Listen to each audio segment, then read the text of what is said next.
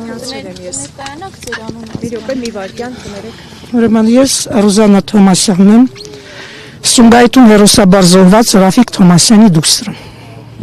Հիմա որքան էլ խոսենք, որքան էլ ներկայացնենք այդ օրերը, թվում է թե քիչ է, որովհետև պատշաճ գնահատականի չեն արժանացել այդ ողբերգական դրվագները մեր պատմության, կխնդրեմ դուք էլ եւս մեկ անգամ ներկայացնեք ձեր պատմությունը, ինչ է այնտեղ անգամ։ Իհարկե ես պատրաստ եմ ներկայացնելու եւ կարծում եմ, որ ոչ մեկի համար գաղտնիք չէ, որ ականատեսի աչքերով շատ ավելի ճշմարիտ, շատ ավելի իրատեսական է եւ ասեմ, որ յուրաքանչյուր հայ մարդ, եթե ինքն իրեն հայ է համարում եւ եթե այդպիսինն է,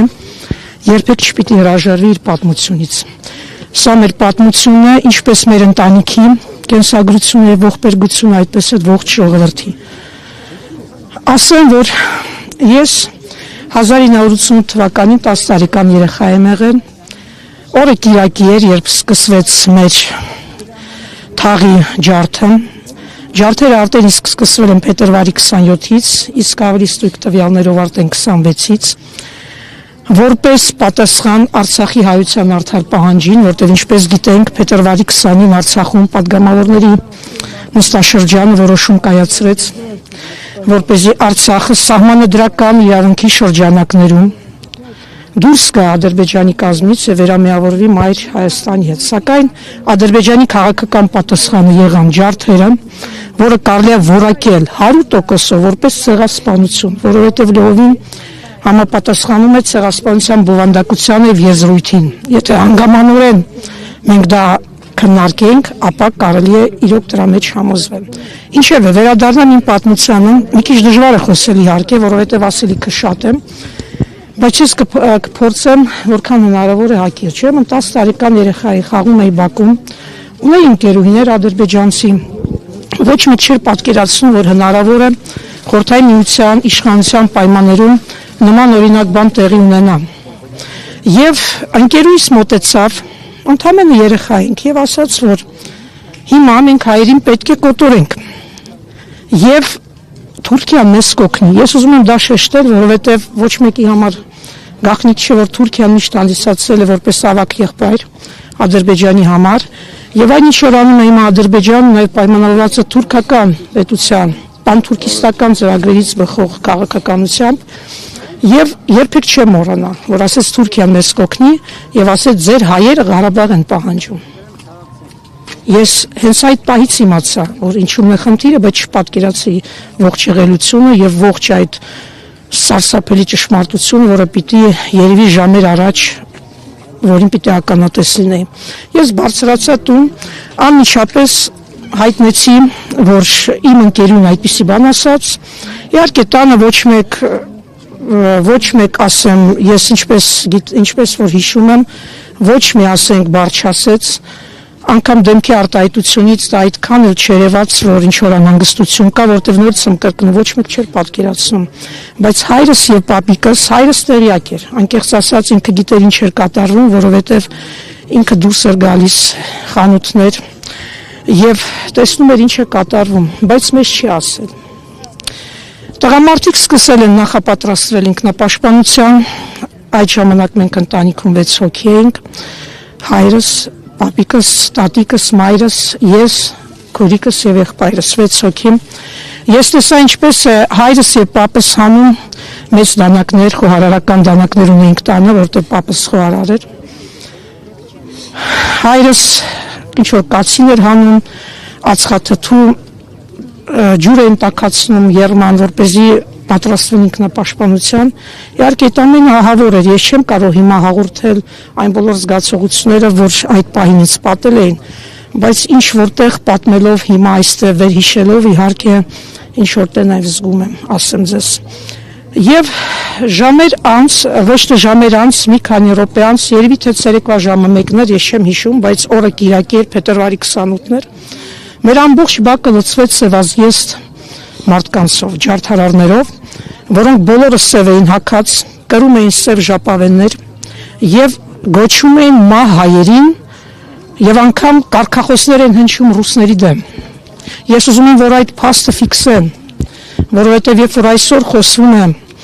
հայ-ռուսական հարաբերությունների մասին, ապա չգիտեմ ինչու մոռանում են, որ մենք թերևս ունենք շատ ավելի ընդհանուր շահեր հիմա այսօր եւ այսօր տարածաշրջանում, քան միգուցե երբևէ։ Ինչևէ, ռուսները դուրս, դալո ռուսկեղ, այդպես ասեմ ռուսերեն։ Եվ այդ պահին, երբ արդեն ամբողջ այդ ջարդարանների խումբը շրջապատեց շենքը, հայրս երեխաներին տարավ ապահով տեղ, մենք լոգասենյակում ենք գտնվում, ասաց, որ դռները փակենք, անգամ անջատեց լույսերը, բայց քանի որ շուտ էր մտնում ձմեռ էր, հավանաբար վախեցավ, որ ոչ թե վախեցավ, անհանգստացավ, որ կարող է մենք վախենանք մթության մեջ նստել, հետո վառեց լույսերը նորից։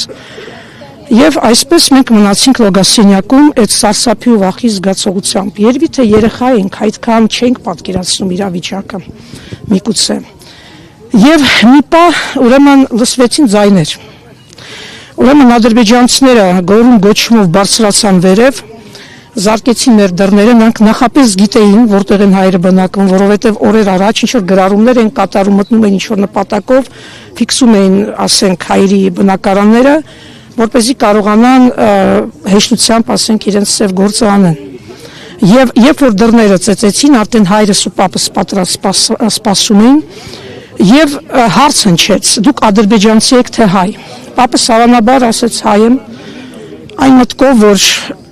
ուրիշ, ասենք, միգուցե դա հնարավորություն կտար հետ գնալու, բայց իրենք արդեն գիտեին։ Եվ սկսեցին դռները ջարդել։ Այդ ընթացքում, անկեղծ ասած, մենք ոչինչ չենք տեսել։ Մենք ուղղակի լսում էինք եւ կարելի էր ենթադրել ինչ էր տեղի ունենում։ Մի պահ ես շատ հետաքրքրասեր էի, ճիշտ է, շատ վախեցած էի, բայց ուզում էի տեսնել ինչ է կատարվում։ Երբ որ բացեցի լոգասենյակի դուռը մի պահ, ես այդ պահին տեսա, ինչպես է հայրս կացինը օդի մեջ, արդեն պատրաստում հարվածել։ Ես չկարողացա նայել, իհարկե փակեցի դուռը, սիրտս սկսեց ավելի արագ բաբախել, այսինքն վախի զգացողությունը, ասեմ, մշտապես մեզ ուղեկցում էր ամբողջ ինքնապաշտպանության ընթացքում, երբ որ տղամարդիկ մուտքում, հետո ինչպես մենք տեղեկացանք, մենք ունենք հարևաններն եւ երկրորդ հարկում ապրում ենք, երրորդ հարկում, երկրորդ հարկի հարևանները,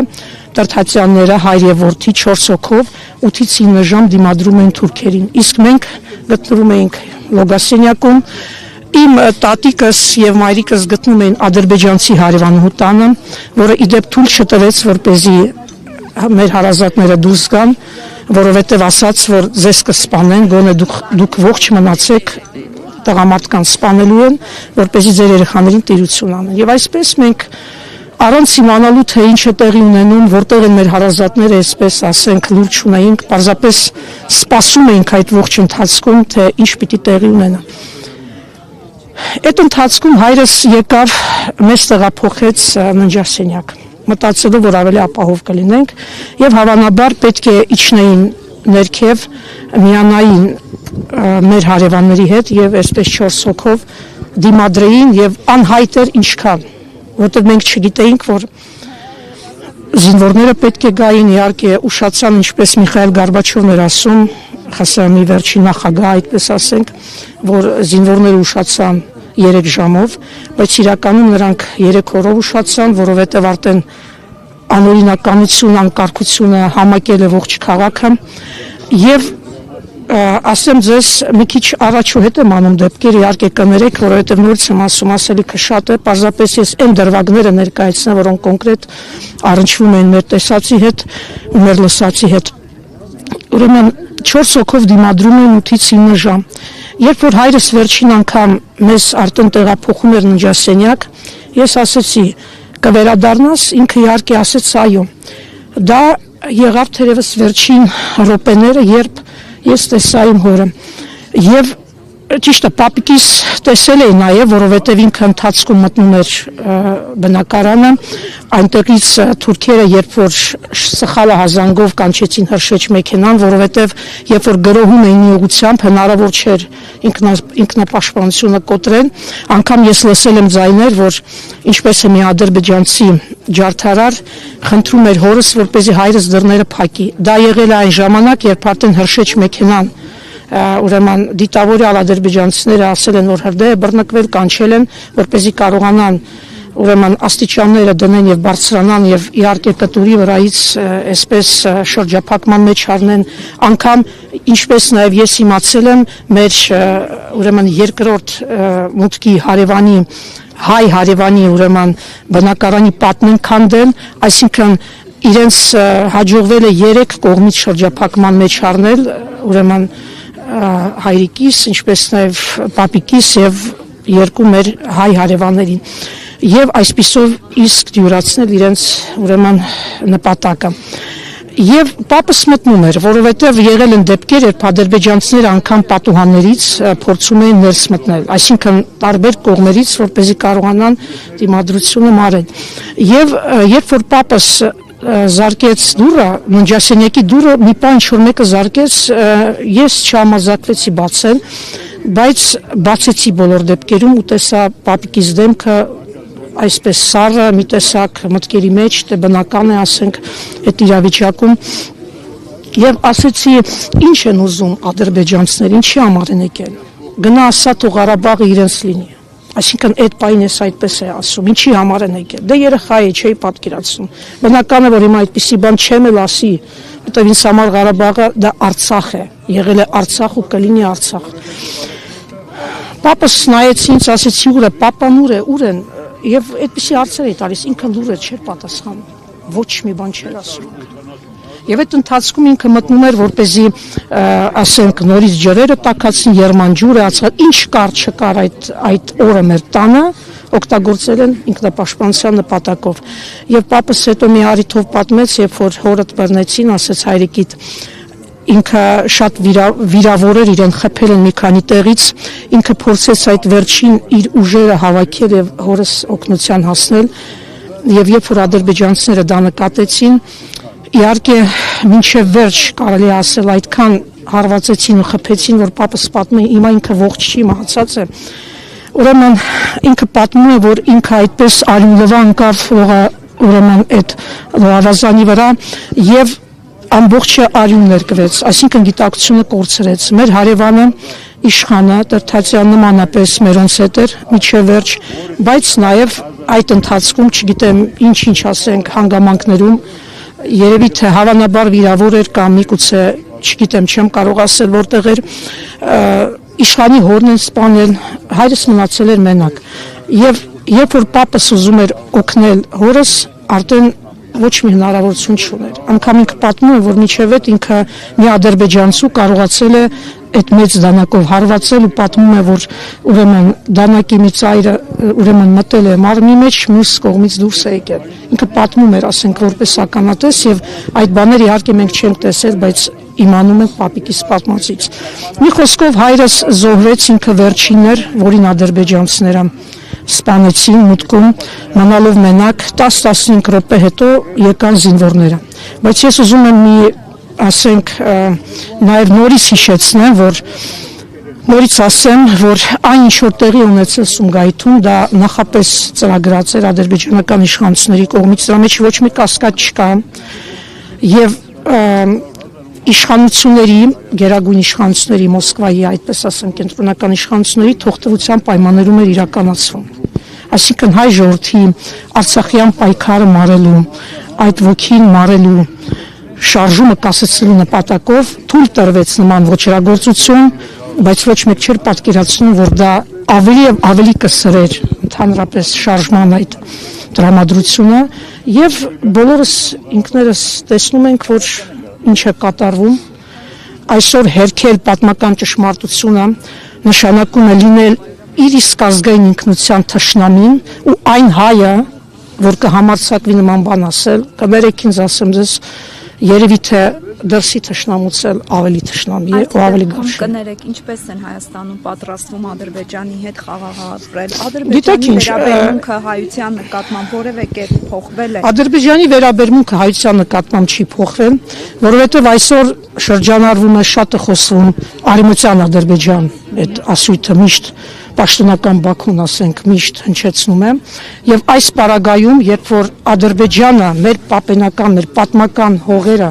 ես էլ չեմ խոսում Արցախի մասին, խոսում եմ հենց բուն Հայաստանի Հանրապետության տարածքի մասին, անվանում է Արևմտյան Ադրբեջան, այդ դեպքում ոչ մի խաղաղության մասին խոսք չի կարող գնալ։ Դա կեղծ խաղաղություն է, ավելի սարսափելի, քան ասենք պատերազմը։ Իսկ եթե Սումգայիթյան, Բաքվի, Կիրովաբադի ջարդերը ցեղասպանական գործողությունները միջազգային հանրության կողմից պատշաճ իրենց գնահատականը ստանային 2020 թվականին, 23 թվականին Արցախում ցեղասպանական գործողություններ կլինեին։ Եթե իհարկե իրենց պատշաճ գնահատականը ստանային, նման ցեղասպանություններ չէին կարգանվի։ Իրավիճակը այդքան չէր սրվի, բայց մենք բոլորը շատ լավ գիտենք, գիտակից մարդիկ ենք, որ այստեղ առկա են շահեր։ Եթե մենք խոսում ենք շահերի մասին, ապա բնական է, որ մարդկանց կյանքը ընդհանրապես արժեք է կորցնում, մեծապետական շահերի ընդհանրապես ասենք այդ բախման խաչմերուկում։ Այսօր նույն իրավիճակն է, այսօր Ադրբեջանը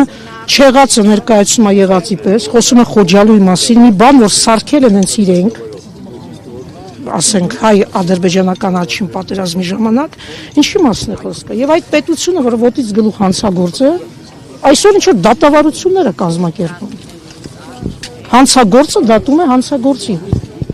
իրենց ասելով։ Բայց մենք մեր իրավունքներն ենք պաշտպանել։ Արցախը ինքնապաշտպանվել է։ Արցախը պահանջում էր պատմական արդարություն։ Մենք ասում եմ, նորից եմ կրկնում, եւ այսօր հրաժարվել դրանից, նորից եմ ասում, ոնց կարող է հայ մարդը, առհասարակ հայ մարդը, ոչ թե անունով հայ, որտեղ կոչումով անունով շատերս ենք հայ, բայց մեր էությամբ, ով ենք մենք մեր էությամբ, ազգություն չունենք,